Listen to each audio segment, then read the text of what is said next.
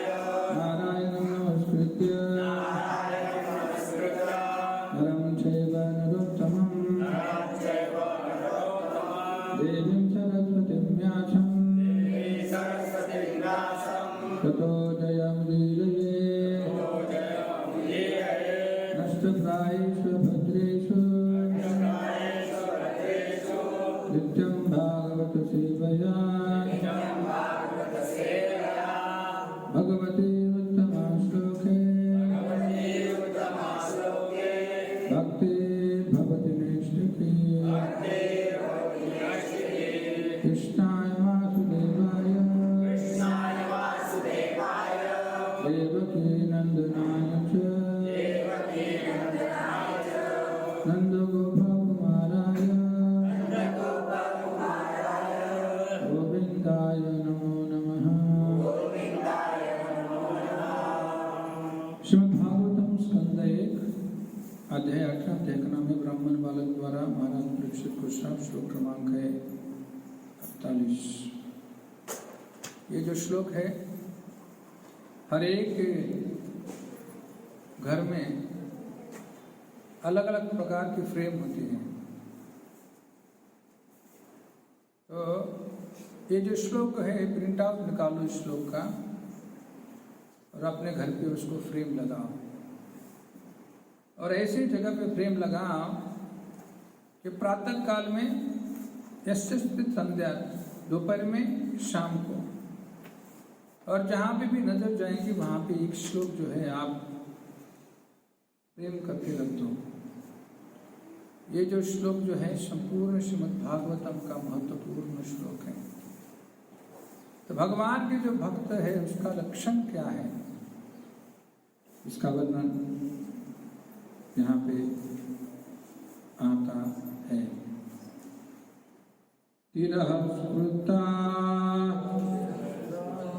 विप्रलब्धा शप्ता शिक्ता हताः अपि न अस्य तत प्रतिकुर्वन्ति तत भक्ताः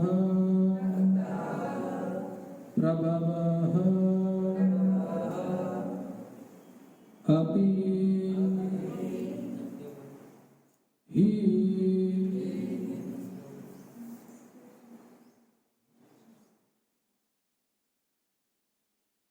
तिरस्कृता विप्रलब्धा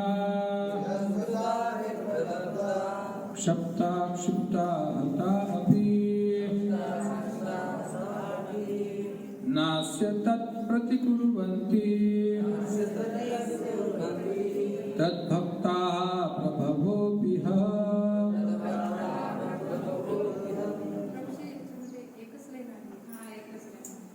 कशामध्ये ओके, ठीक है। तिरस्कृता विप्रलब्धा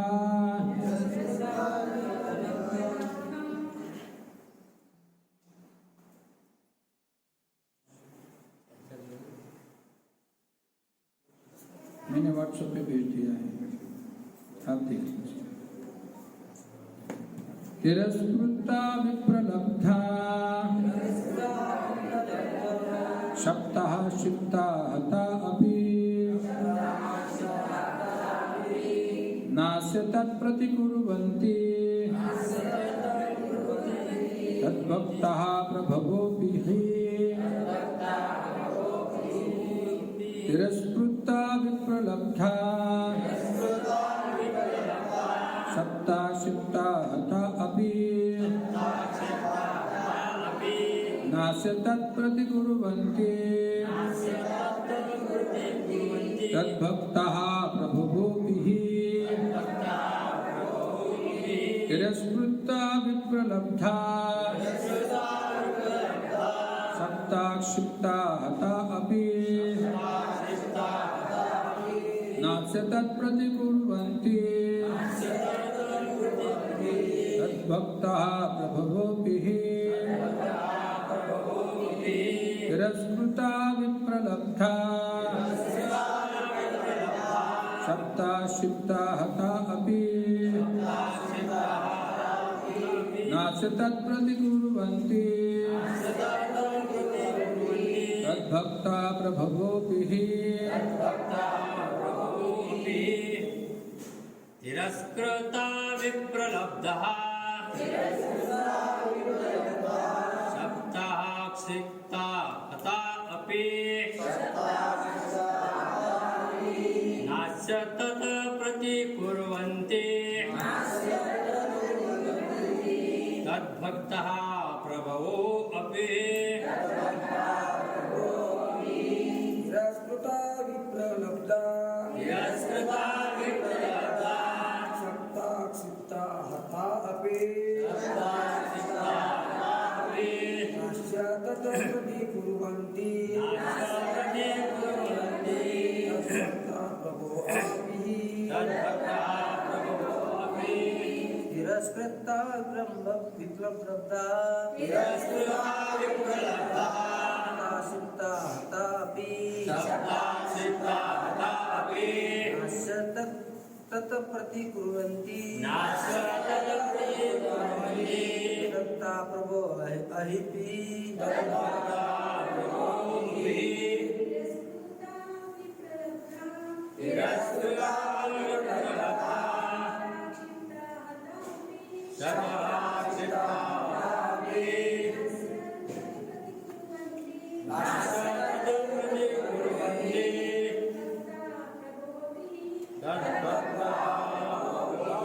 अपि शिरः कृताः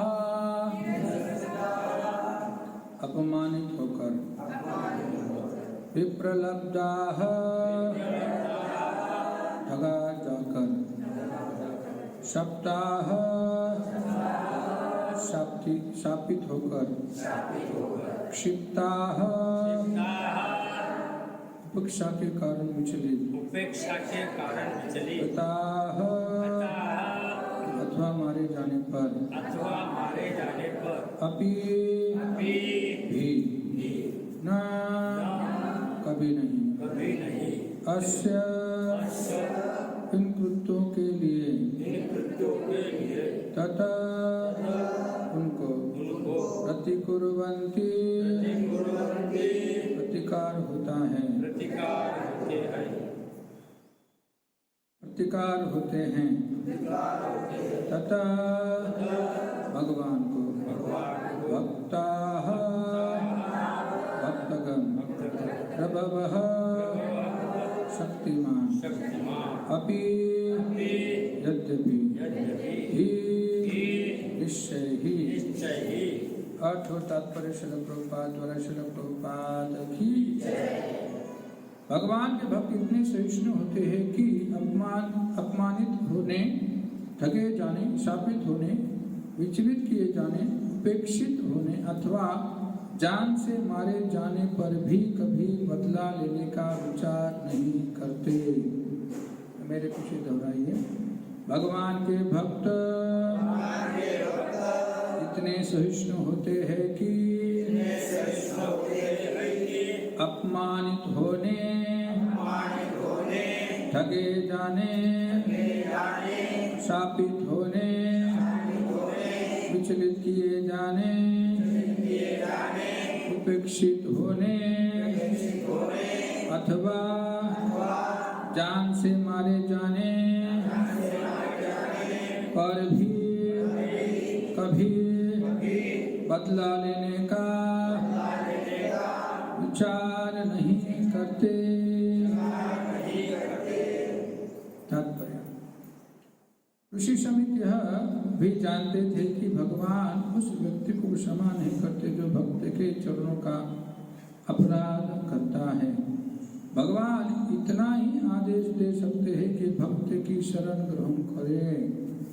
उन्होंने मन में सोचा कि यदि महाराज परीक्षित बदले में शाप दे दें तो बालक को बचाया जा सकता है, लेकिन वे यह भी जानते थे कि शुद्ध भक्त सांसारिक लाभों या हानियों के प्रति लापरवाह होते हैं।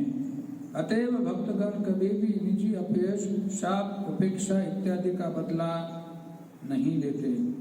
यहाँ तक ऐसी बातों का संबंध है, भक्तगण निजी मामलों में उनकी परवाह नहीं करते, किंतु यदि ऐसी चीजें भगवान तथा भगवत भक्तों के विरुद्ध की जाती है तो भक्तगण बहुत कठोर कार्यवाही करते हैं, क्योंकि यह निजी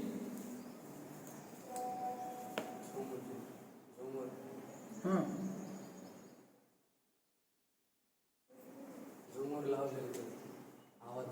अच्छा।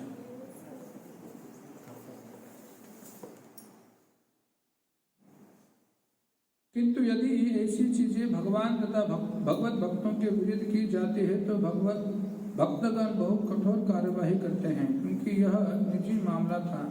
अतएव शमीक ऋषि को पता था कि राजा इसका बदला नहीं लेंगे, अतएव अप्रौढ़ बालक के लिए भगवान से याचना करने के अतिरिक्त अन्य कोई विकल्प न था।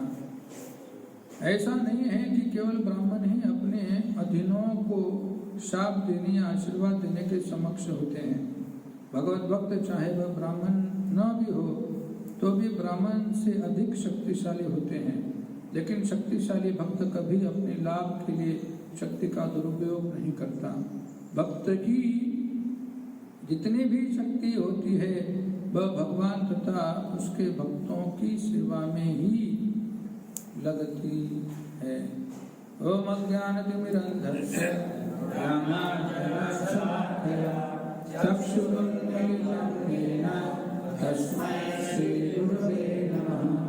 श्रीचैतन्यमनोभीष्टं स्थापितं येन भूतले स्वयं रूपा गदामेयं ददाति स्वपदान्तिकं। वन्देऽहं श्रीगुरो श्रीयुतापदकमलं श्रीगुरुं वैष्णवांश्च श्रीरूपं सहजातं सहगण रघुनाथान्वितं तं सजीवं सावधैतं सावधूतं परिजनसहितं कृष्णचैतन्यदेवं श्रीराधा कृष्णपादान् सहगण ललिता श्रीविशाखान्वितांश्च। नमो विष्णुपादाय कृष्णकृष्णाय भूतले श्रीमते भक्तिवेदान्त स्वामिने नामिने। नमस्ते सरस्वते देवे गौरवाणी प्रचारिणे निर्विशेष शून्यवादी पाशादेशधारिणे। वाञ्छाकल्पतरुभ्यश्च कृपा सिन्धुभ्येव च पतितानां वैष्णवेभ्यो नमो नमः। नमो महावदन्याय कृष्णप्रेमप्रदायिते कृष्णाय कृष्णचैतन्य नाम्ने गौरद्विषे नमः। पञ्चतत्त्वात्मकं कृष्णं भक्तरूपस्वरूपकं भक्तावतारं भक्ताख्यं नमामि भक्तशक्तिकं। हे कृष्ण करुणा सिंधु दीनबन्धो जगत्पते गोपेश गोपिकान्त राधाकान्त नमोस्तुते। तप्त काञ्चन गौराङ्गी राधे वृन्दावनेश्वरी वृषभानुसुते देवी प्रणमामि हरिप्रिये। जय श्री कृष्ण चैतन्य प्रभु नित्यानंद श्री अद्वैत गदाधर श्रीवासादि गौर भक्तवृंद। हरे कृष्णा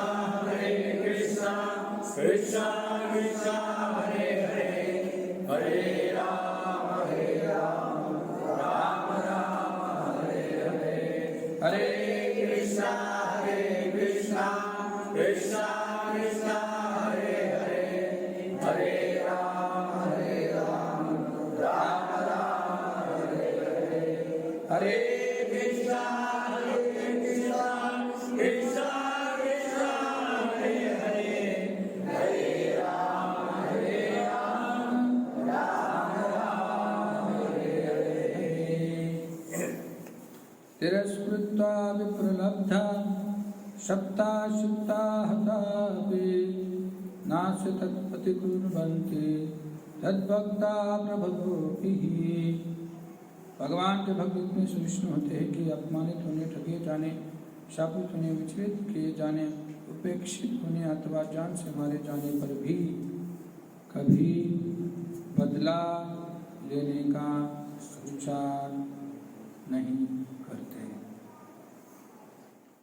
बहुत ही सुंदर श्लोक है। और इसलिए भगवत भक्त का गुणगान समुद्र ऋषि यहाँ पे कर रहे हैं कि भगवान के जो भक्त जो है कभी किसी व्यक्ति के साथ बदला लेने का विचार नहीं करते, कितना भी हो उनके वो सहिष्णु होते हैं। श्रीमद् भगवद गीता का दूसरे अध्याय में दूसरा जो उपदेश दिया है श्री कृष्ण भगवान ने, वो सहिष्णुता का दिया है। मात्रा स्पर्शास्तु कौन्तेय शीतोष्ण सुख दुःखदा आगम अपायनो नित्या ताम तितिक्षस्व भारत। तो सहिष्णु होना बहुत महत्वपूर्ण है। और इसलिए भगवान के भक्त के ऊपर बहुत बड़ी जिम्मेदारी है।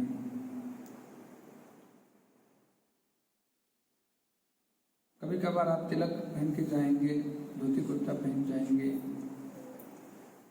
और आप कुछ गलती करेंगे तो लोग बोलेंगे महाराज है और गलती कर रहे हैं।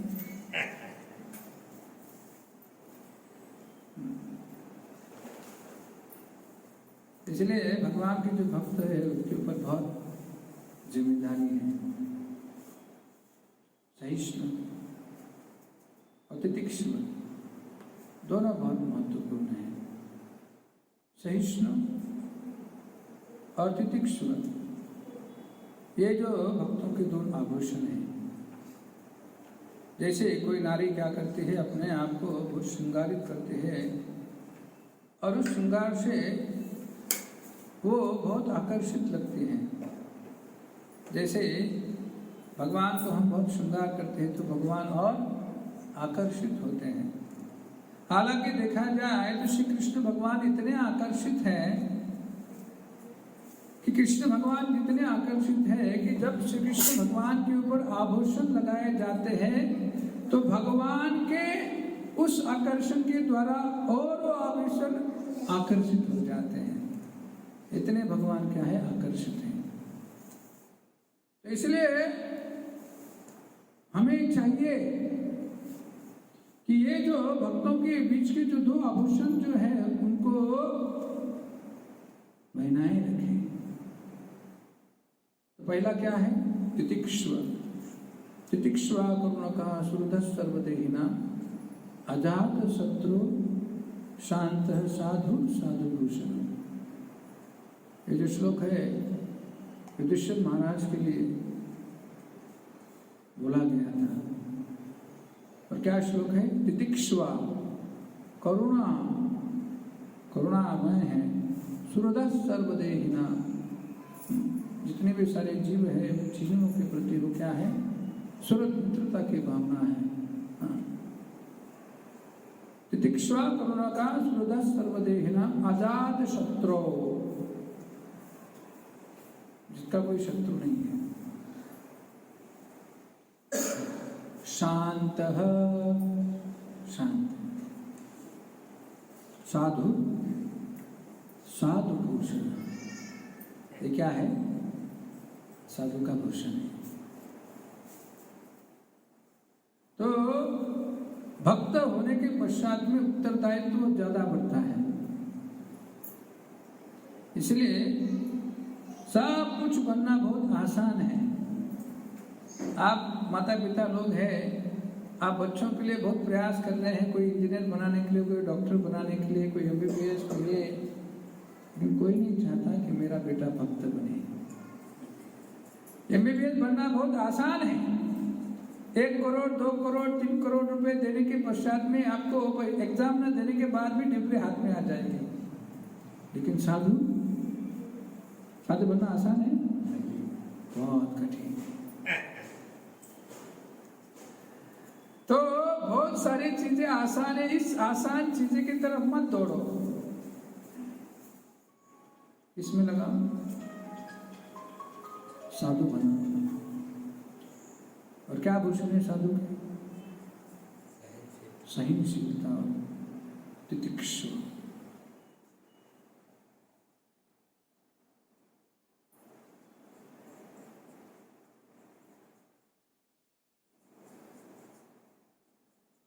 इसलिए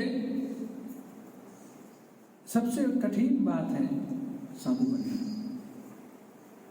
हम साधु नहीं हैं, हम साधु बनने का प्रयास कर रहे हैं।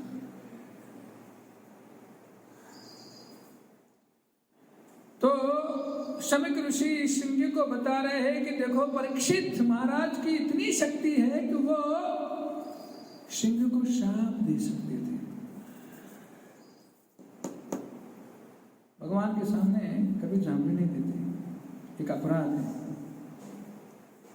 64 जो अपराध है उसमें से एक अपराध है भगवान के सामने जानबूझ देना।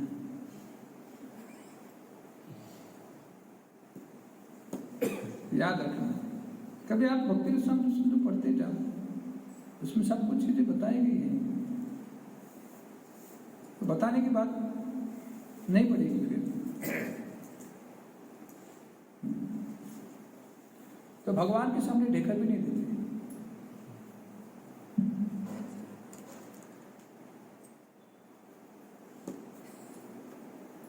तो ये चीजें सीखना जरूरी है। आप सब लोग उसको सीख सकते हैं, पढ़ के तो जान सकते हैं ये चीजें नहीं करना चाहिए, ये चीजें करना चाहिए।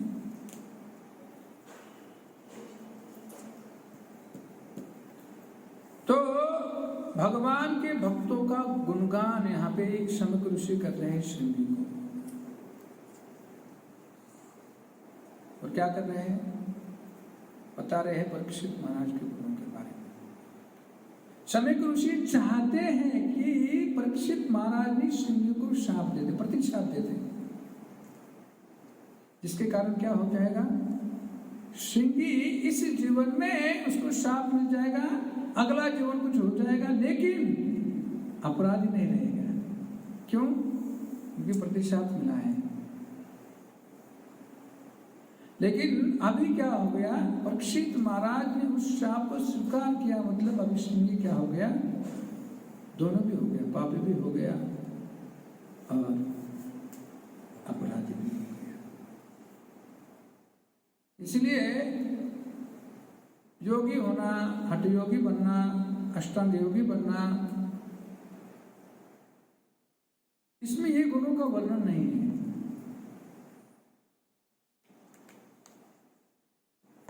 और इससे इंद्रियों का दमन करना भक्त के लिए बहुत आसान हो जाता है।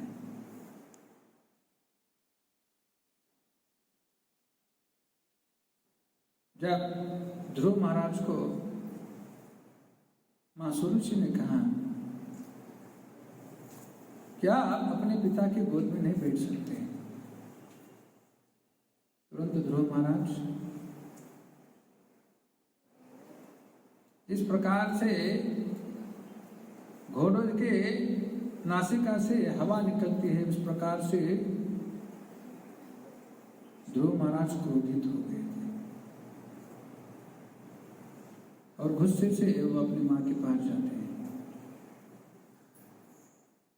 और जैसे ही अपनी मां के पास जाते हैं, मां सुनीति के पास जाने के पश्चात में मां सुनीति स्वीकार करती है कि मुझे पता चला है आप मेरे पास क्यों आए हो, क्योंकि अपनी जो मां है, आपकी मां ने आपका अपमान किया है। और सुनीति ध्रुव महाराज को उपदेश देती है, यही उपदेश। क्या उपदेश देती है? कि बेटा ध्रुव, अपने उस मां के बारे में कभी बुरा नहीं सोचना, याद रखना हमेशा। क्योंकि हम तो क्या है, कलयुग के प्रोडक्ट है, डिफेक्ट तो रहेगा ही। सस्ते में बिके जा रहे हैं तो समझना है कि कोई व्यक्ति बोल रहा है कि रेमंड का जो कपड़ा है 50 रुपए मीटर से मिल रहा है, मतलब समझना है कि कुछ ना कुछ डिफेक्ट है। फ्रीज मिल रहा है आपको 3000 रुपए में 150 मीटर का, मत समझना है कि कुछ ना कुछ गड़बड़ है। तो इसी प्रकार से हम कलयुग के प्रोडक्ट है। निश्चित रूप से क्या है, जैसे हम अपमानित हो गए तो क्या होगा, गुस्सा तो आने वाला है। ठगे जाने पर राधेश्याम प्रभु बता रहे थे, राधेश्याम प्रभु जगन्नाथपुरी गए थे। यात्रा में महाराज की हर बार यात्रा होती है, तो महाराज की परम पूज्य राधानाथ स्वामी महाराज की यात्रा में वो गए थे। तो एक लड़का जो था वो जगन्नाथ सुभद्रा, जगन्नाथ बलदेव सुभद्रा माई का एक छोटा सा जो मार्बल जैसा दिखता है वैसा एक फोटो जैसा कार्विंग किया हुआ विग्रह जो है वो बेच रहा था।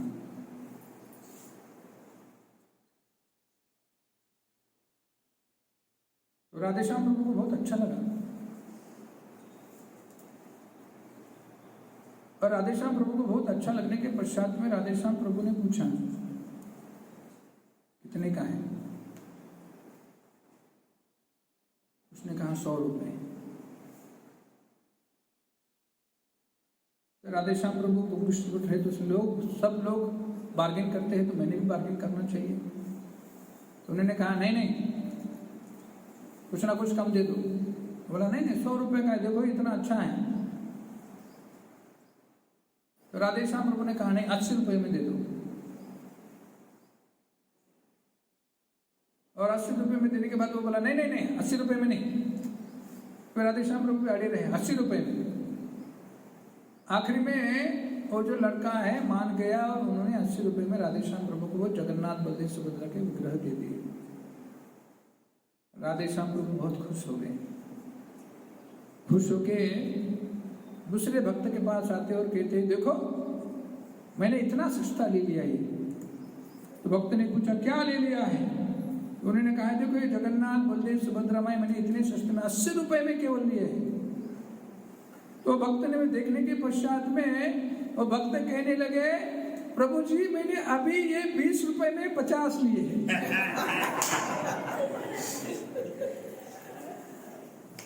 बांटने के लिए।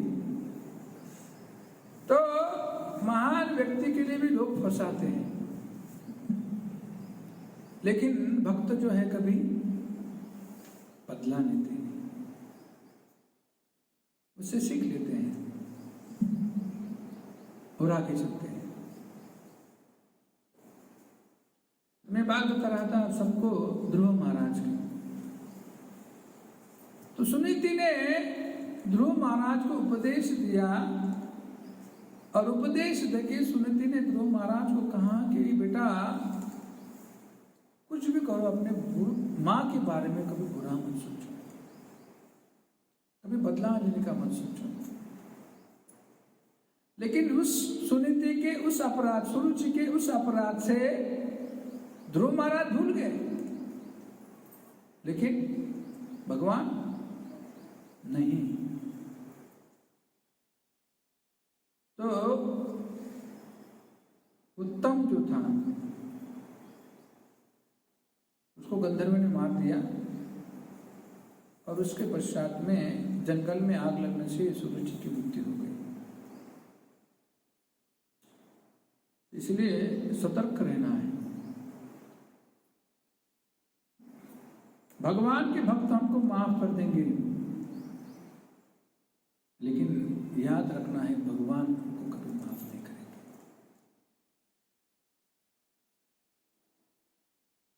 इसलिए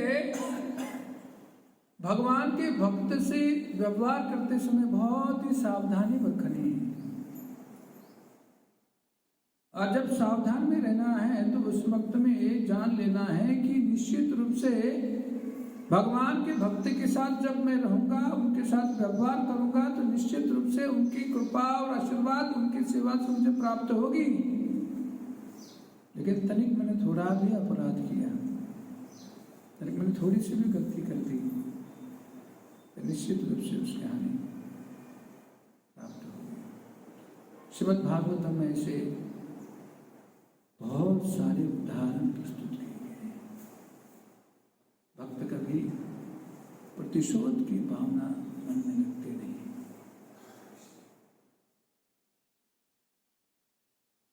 पांडवों को इतनी बार मारने की कोशिश की, उनकी संपत्ति लुटाई गई, फिर भी पांडव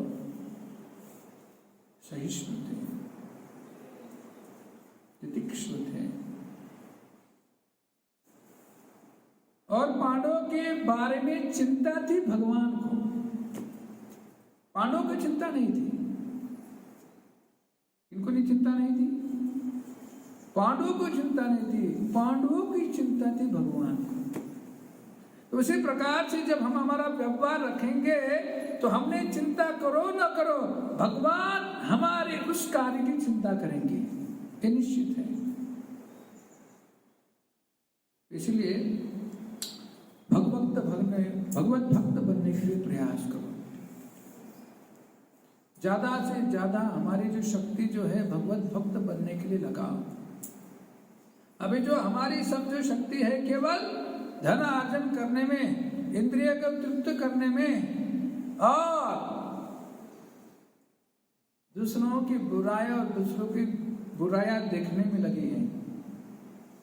तो ऐसी जो शक्ति जो है, हम जब अपने आप की शुद्धि के लिए लगाएंगे और भगवान की सेवा में लगाएंगे तो निश्चित रूप से हमारा कल्याण होगा।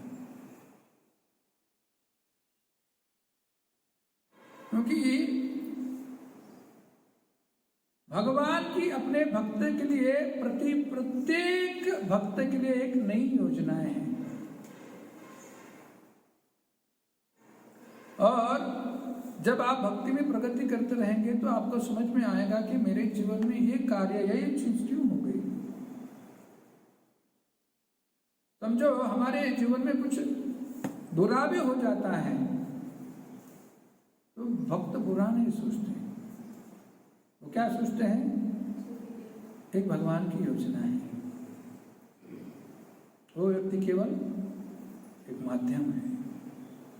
गाय रूपी पृथ्वी और धर्म रूपी बैल को जब कली मार रहा है, पीड़ा दे रहा है, उसी वक्त में भी ये धर्म रूपी बैल वही सोच रहा है, क्या है, मेरे गत जन्म के कुछ जो पाप हैं, इस मेरे गत जन्म के कुछ पापों के कारण मुझे ये यातनाएं हो रही है।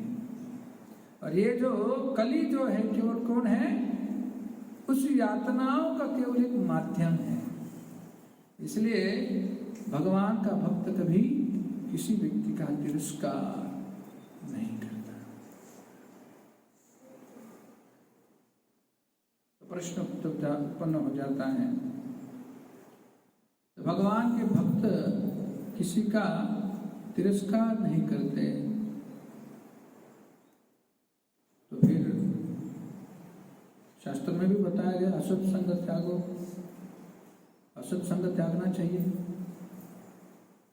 तो इसमें बताया जाता है कि जो भक्त नहीं है उसका संग त्याग करो, उसका तिरस्कार नहीं करने के लिए बताना है, तिरस्कार नहीं करना। भगवान के भक्त कैसे हमेशा सभी जीवों के मित्र हैं, सुहृदम सर्वभूतानां, तो सभी जीवों के प्रति करुणा जो है उनके हृदय में है। और जब उनके हृदय में पर हर एक जीवों के प्रति करुणा उत्पन्न हो जाएगी और हम तितिक्षु हो जाएंगे, शांत रहेंगे, तो निश्चित रूप से हमारे जीवन में भी भक्ति के जो भूषण है, भक्ति के जो भूषण जो है, आभूषण जो है, धीरे धीरे धीरे धीरे करके प्रदर्शित हो जाएंगे। इसलिए मेहनत करने की कुछ आवश्यकता नहीं है। केवल प्रतिदिन जो नियम बताए हैं उन नियमों के ऊपर चलते हुए अपने जीवन में भक्ति का अनुसरण करें। तो अपमानित होना, तो अपमानित होने का उदाहरण है विदुर जी। यहाँ पे जो बताए हैं उसके हर एक उदाहरण हम देखेंगे। मैंने प्रिपरेशन नहीं किया लेकिन अनुभव के द्वारा आपको बता सकता हूँ। मैं भी बहुत बिजी हूँ आपके जैसा ही लेकिन क्या है, भगवान की कृपा है। मुझे लगा 2-3 दिन प्रभु जी आए हैं तो प्रभु जी प्रवचन देने के तो मैं फ्री हो जाऊंगा, लेकिन प्रभु जी उन्होंने कहा कि नहीं देंगे। तो यहाँ पे अपमानित होने का उदाहरण है विदुर। दुर्योधन जो है बहुत क्रोधित होता था विदुर जी के ऊपर। महाभारत में वर्णन आता है विदुर जी स्वयं यमराज जी हैं और विदुर जी जब द्रौपदी के वस्त्रहरण के समय में अकेले व्यक्ति थे जो विरोध कर रहे थे दुर्योधन के इस कार्य का। जय श्री राधा माधव भगवान, जय श्री राधा राधेनाथ भगवान, जय निताय सच्चिदानंद भगवान जय। तो द्रौपदी का वस्त्रहरण जब हो रहा था तो ऐसे समय में केवल विदुर जी एक ही व्यक्ति थे जो विरोध कर रहे थे। किनका? दुर्योधन का। और जब श्री कृष्ण भगवान जब शांतिदूत होके हस्तिनापुर आए थे तो ऐसे समय में दुर्योधन चाहता था कि वो क्या करे, श्री कृष्ण भगवान को बंदी बनाए। तो ऐसी स्थिति में भी दुर्योधन का विरोध कर रहे थे केवल विदुर। आखिर में दुर्योधन बहुत गुस्से हो गया। आपने करे ऑफरिंग, आपका सेवा है ना? अच्छा। तो विदुर जो है विरोध कर रहे हैं तो ऐसे स्थिति में दुर्योधन बहुत क्रोधित हो जाता है। और जब दुर्योधन बहुत क्रोधित हो जाता है तो गुस्से से बोलता है, दासी पुत्र आप हमारे रोटी के ऊपर पड़ रहे हो और किनका सोच रहे हो? पांडवों के बारे में सोच रहे हो। विदुर जी यहाँ से सबके सामने दुर्योधन जो है विदुर जी का अपमान करते हैं। लेकिन विदुर जी केवल अपना धनुष और बाण वहां पे रखे, वहां से तीर्थाटन के लिए निकल जाते हैं। उनके मन के अंदर तनिक भी क्रोध की भावना नहीं है। केवल वो सोच रहे थे दुर्योधन का कैसे हित हो जाए। और इतना होने के पश्चात भी आखिरी में धृतराष्ट्र का उद्धार करने के लिए विदुर हस्तिनापुर वापस आए। ये जो है उदाहरण किसका है? महान भक्त का है। हालांकि देखा जाए तो समझो किसी के बेटे ने उसके पिता के सामने आपका अपराध कर दिया या अपमान कर दिया और पिता केवल देख रहा है, सुन रहा है। बेटा आपको सब कुछ बोल रहा है, अपमानित कर रहा है और पिताजी सुन रहे हैं। और उस बेटे का कुछ दिनों के पश्चात में बुरा होने के बाद में फिर आप उस व्यक्ति के लिए आए हैं, उसका भला करने के लिए। यह है महान भक्ति के लक्षण। विदुर जी तीर्थाटन करने के पश्चात में, हालांकि तीर्थाटन कर जाने का मतलब होता है कि शरीर को त्याग कर देना। पहले तीर्थाटन का मतलब का नहीं है। वृंदावन या काशी जाने का मतलब है कि वहां पे जाके अभी अपना जीवन का त्याग करना है, शरीर का त्याग करना है, वहां पे स्मरण, चिंतन, सेवा ये सब करना है। अभी उल्टा चल रहा है। तीर्थाटन में जाते हैं और एसी रूम मांगते हैं, गीजर की फैसिलिटी मांगते हैं, पिज्जा मांगते हैं खाने के लिए। क्या विशेष है तीर्थाटन में? हाँ? कितने तीर्थाटन दिन में जाते हैं 3-4 दिन के लिए, और हमारे माताओं तो बहुत फेमस है, बाकी का ही सामान खरीदते रहते हैं। सब दुकान, जितने दुकान है वो सब दुकानों को खरीद के आते हैं, यहाँ पे दुकान बनाते हैं।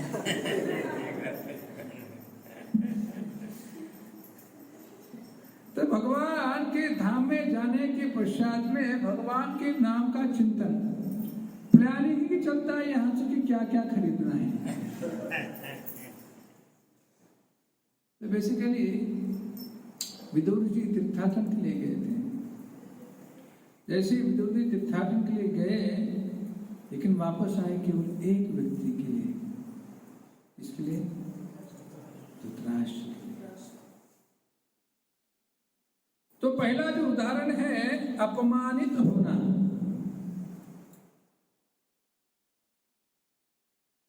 और अपमानित होने के पश्चात में भी विदुर जी ने कभी क्रोध नहीं किया। अरे विदुर जी स्वयं यमराज जी है, दुर्योधन को तुरंत पकड़ लेते लेकिन नहीं। दूसरा उदाहरण होता है ठगे जाने का। हालांकि देखा जाए तो दुर्योधन ने युधिष्ठिर महाराज को ठगी किया था। जुआ खेलने के लिए बुलाया था, युद्ध खेलने के लिए बुलाया था, लेकिन मन में इच्छा ही थी किसकी? ठगने की। साम्राज्य पूरा ले लिया।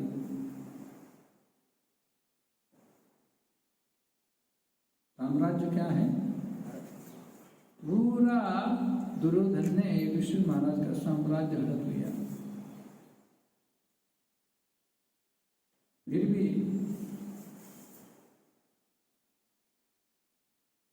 युधिष्ठिर महाराज कभी क्रोधित नहीं हुए। जब पांडव वनवास में थे तो दुर्योधन ने एक प्लान बनाया। क्या प्लान बनाया?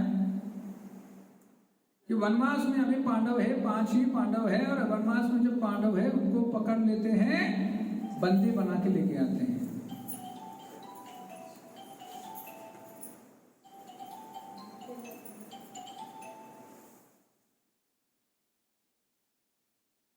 महाराज, माता जी आपको 1000 रुपये का दंड।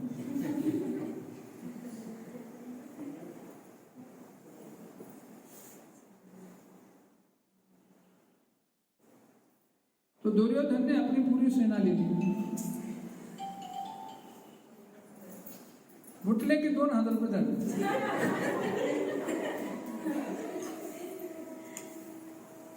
सबको डिस्टर्ब कर दिया। आप लोगों को सोचना चाहिए थोड़ा।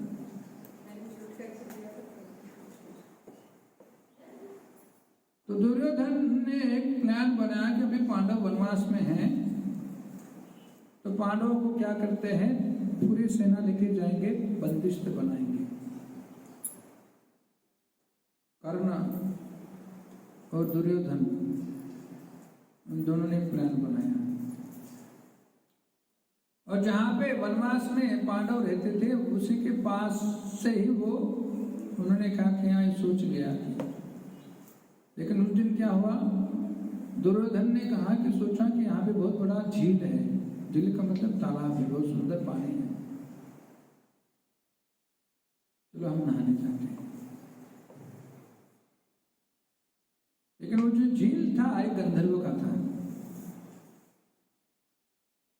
और उस झील में जब दुर्योधन करने के साथ वहां पे अंदर घुसे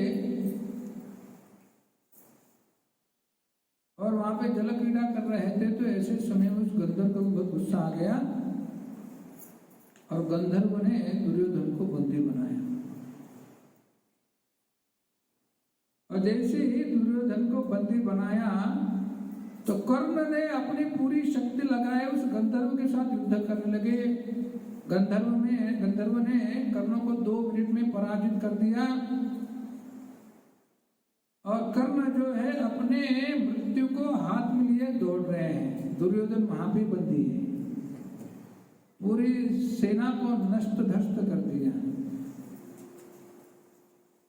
और वहां पे नजदीकी युधिष्ठिर महाराज थे, तो कुछ सेना के कुछ जो सैनिक है युधिष्ठिर महाराज के पास गए और युधिष्ठिर महाराज को कहने लगे कि यहाँ पे दुर्योधन को एक गंधर्व ने बंदी बनाया है। कुछ दिनों के पहले ही दुर्योधन ने युधिष्ठिर महाराज का सब साम्राज्य हड़प लिया था, द्रौपदी का अपमान किया था। लेकिन जब ये सैनिक युधिष्ठिर महाराज के पास आते हैं और युधिष्ठिर महाराज को कहते हैं कि दुर्योधन को एक गंधर्व में बंदी बनाया है, तो भीम तो बहुत खुश हो जाते हैं, आ गया पहाड़ के नीचे। लेकिन युधिष्ठिर महाराज कहते हैं भीम और अर्जुन आप दोनों जाओ और दुर्योधन को उस गंधर्व से छोड़ के लेके आ जाओ। भीम गुस्सा हो जाता है, लेकिन बड़े भाई का आदेश है। भीम और अर्जुन वहां पे जाते हैं, गंधर्व के साथ युद्ध करते हैं, गंधर्व को युद्ध में पराजित करते हैं और बंदिष्ट जो दुर्योधन है उनको युधिष्ठिर महाराज के सामने पेश करते हैं। यह है स्वभाव भक्त का, मतलब इतने दयालु होते हैं। तो युधिष्ठिर महाराज भीम को कहते हैं कि देखो भीम, हालांकि देखा जाए तो हम 5 हैं पांडव और धृतराष्ट्र के पुत्र हैं 100 कौरव, लेकिन जब यह आपस के हमारा बैर है, लेकिन दूसरे व्यक्ति के सामने हम कौन हैं? 105 कौरव हैं। तो इस प्रकार का विचार जो है दुर्योधन का है। तिरस्कृता विप्रलब्धा, विप्रलब्धा का मतलब है ठगा जाने कर भी, शब्दा शापित होकर। अब यहाँ पे परीक्षित महाराज क्या है? शाप दिया है। चित्रगुप्त महाराज को भी शाप दिया था द्रौपदी माँ ने, सॉरी पार्वती माँ ने, फिर भी शाप को स्वीकार किया। यहाँ पे परीक्षित महाराज ने भी और चित्रकेतु महाराज ने, दोनों ने भी शाप को स्वीकार किया। प्रजापति दक्ष ने नारद मुनि को शाप दे दिया। क्या शाप दिया? आप एक जगह पे कभी स्थित नहीं होंगे।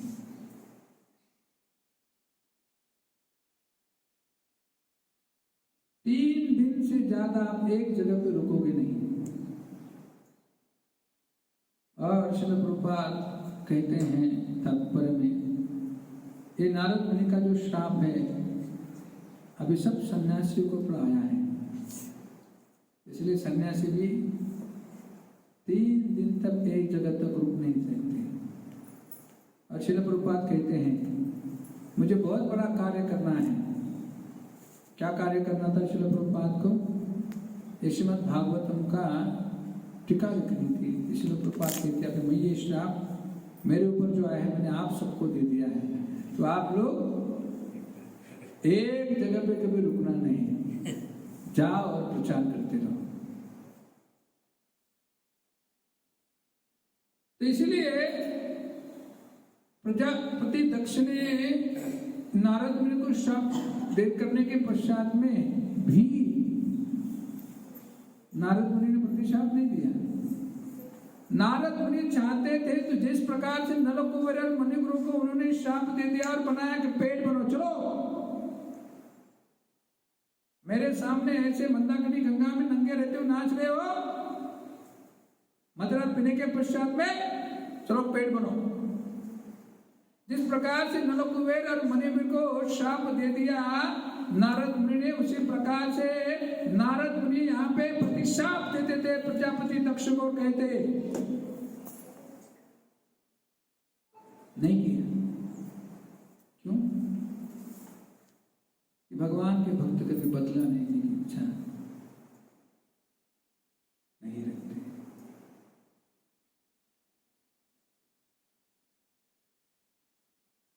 श्रीमद् भागवतम के 90 स्कंद में गरुड़ जी को भी शाप मिला है।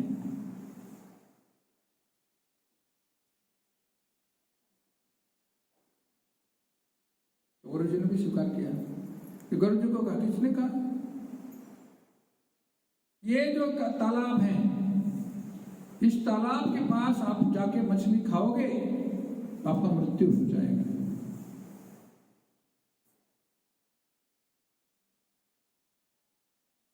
इस प्रकार से शापित होने के पश्चात भी भगवान के भक्त कभी प्रतिशाप नहीं देते।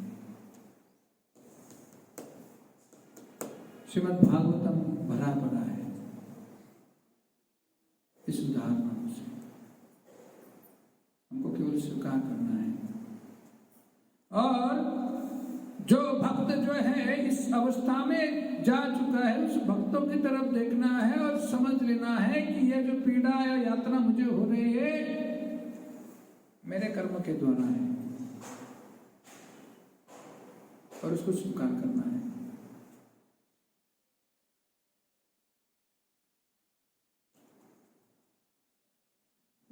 तिरस्कृता विप्रलब्धा शब्दा क्षिप्ता, उपक्षा के कारण विचलित किए जाने पर, क्या किए जाने पर? विचलित किए जाने पर। विश्वामित्र मुनि ने बहुत प्रयास किया, ब्रह्मर्षि बनना चाहते थे। पहली बार रंभा आए, मेनका आए, केवल उसके पैर के घुंघरू की आवाज से विचलित हो गए, और मेने के साथ व्याह करने के बाद में फिर हजारों वर्ष के पश्चात में उनको गलती का एहसास हो गया, अरे बाप रे, मैं ब्रह्मर्षि बनना चाहता था और इस औरत के पीछे पड़ गया। फिर तपस्या करने लगे, और फिर तपस्या करने के पश्चात में फिर इंद्र ने रंभा को भेजा, और जैसे ही रंभा को भेजा तो पहले एक्सपीरियंस था विश्वामित्र मुनि को, लेकिन इस बार उन्होंने क्या किया, जैसे ही रंभा आ गई, आवाज आ गया, तुरंत आंख को खोल दिया और कहा कि चलो पत्थर बनो, और शाप दे दिया। उस शाप से उनकी शक्ति फिर क्षीण हो गई। फिर उनको लगा, अरे मैंने गलती कर दी, ये करना नहीं चाहिए था। फिर तपस्या के लिए बैठे, और हजारों साल की तपस्या के पश्चात में अभी तपस्या पूरी होने लगी। अभी इतने साल की तपस्या के पश्चात में अभी वो कुछ प्रसाद ले रहे थे, तो तुरंत वहां पे इंद्र आ गए, एक भिक्षुक का वेश लिए। उतना ही था प्रसाद। उसके पश्चात में विश्वामित्र मुनि की हालत होने वाली थी, लेकिन जब भी आए अभी पता था गुस्सा भी नहीं होना है, शापित भी नहीं करना है, कुछ नहीं करना है।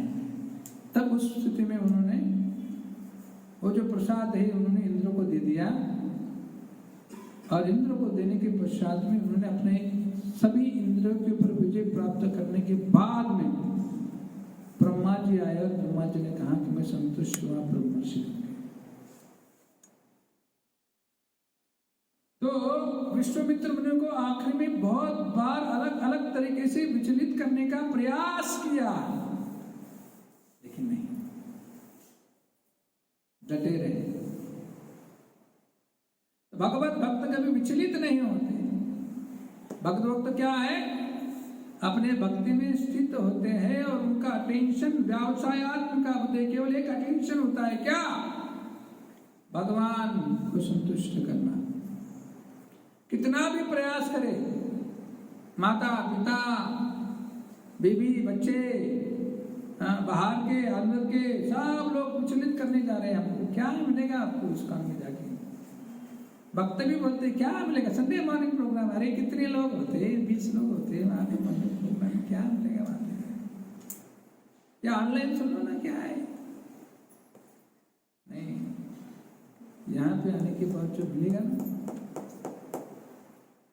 क्या बता रहा हूँ मैं आपको, यहाँ पे आने के पश्चात में आपको जो मिलेगा, करोड़ों रुपए देने के पश्चात में भी नहीं मिलेगा, क्योंकि भाव यहाँ का अलग है। ऑनलाइन सुनो वो भाव अलग रहेगा, लेकिन यहाँ पे आने के पश्चात में स्थिति अलग रहेगी। क्षिप्ता मतलब क्या है? उपेक्षा या विचलित करना, हताह मारने का प्रयास।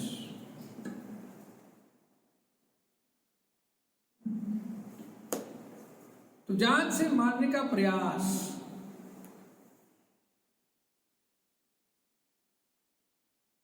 अश्वत्थामा ने किया था पांडवों को।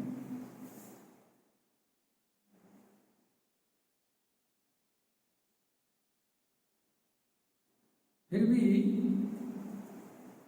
युधिष्ठिर महाराज कहने लगे अर्जुन को कि अश्वत्थामा को छोड़ दो। हालांकि कुछ समय पहले उन्होंने मारने का प्रयास किया था। द्रौपदी के साथ में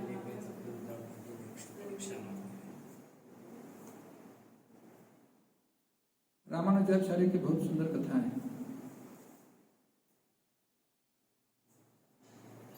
बहुत ही सुंदर कथा है। दक्षिण भारत की यात्रा में जो भक्त आने वाले हैं उनको उसका आस्वादन मिलेगा। रामानुजाचार्य इनकी महत्ता इतनी बढ़ गई थी, सब लोग उनको बहुत महान समझने लगे थे, आचार्य थे, श्री संप्रदाय के वो आचार्य थे। लेकिन रंगनाथ मंदिर के जो हेड पुजारी थे, प्रमुख पुजारी थे, उनके हृदय में रामानुजाचार्य के प्रति द्वेष उत्पन्न हो गया। क्यों? मैं इतना हेड हूं, प्रमुख हूं, मुझे इतना सम्मान नहीं है, लेकिन मेरे से ज्यादा सम्मान ये रामानुजाचार्य को